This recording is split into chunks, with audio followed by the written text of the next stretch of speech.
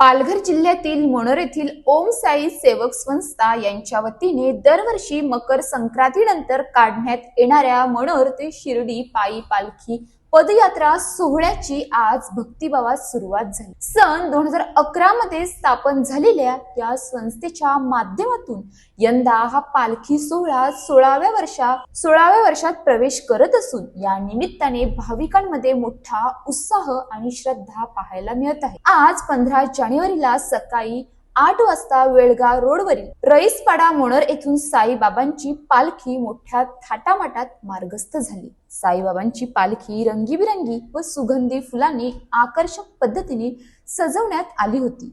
साईराम जय जय राम साईरामच्या घोषणात परिसर दुमदुमून गेला होता।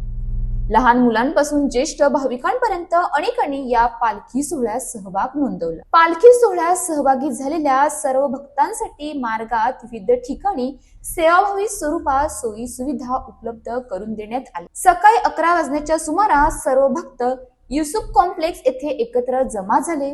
दरवर्षीप्रमाणे यंदाही युसुफ कॉम्प्लेक्सच्या वतीने सर्व भाविकांसाठी नाश्त्याची उत्तम व्यवस्था करण्यात आली। त्यानंतर पुढील प्रवासात सावरखंड येथे कुकवेअर रिद्धी कंपनी यांच्या सौजन्यानेही भक्तांना नाश्ता देण्यात आला। या सेवेमुळे भक्तांमध्ये समाधानाचे वातावरण पाहायला मिळाले। थंडीचे वातावरण असूनही साईबाबांच्या चरणी नतमस्तक होण्याच्या भावनेने भक्त मोठ्या श्रद्धेने शिर्डीकडे पायी मार्गस्थ झाले आहेत। या पालखी सोहळ्यामुळे मनोर परिसर पूर्णतः भक्तिमय वातावरणात न्हाऊन निघाला असून रस्त्याच्या दुतर्फा नागरिकांकडूनही पालखीचे स्वागत करण्यात आले। दरवर्षीप्रमाणे यंदाही शिस्तबद्ध नियोजन, सेवाभाव आणि भक्ती यांचा सुरेख संगम या पालखी सोहळ्यात पाहायला मिळत असून साईबाबांच्या कृपेने हा पदयात्रा सोहळा यशस्वी आणि मंगलमय ठरावा अशी भावना सर्व भक्त व्यक्त करत आहेत। अशाच ताज्या बातम्यांसाठी आमच्या न्यूज पोलीस रिपोर्टर चॅनलला लगेच सबस्क्राईब करा आणि बेल आयकॉन दाबायला विसरू नका।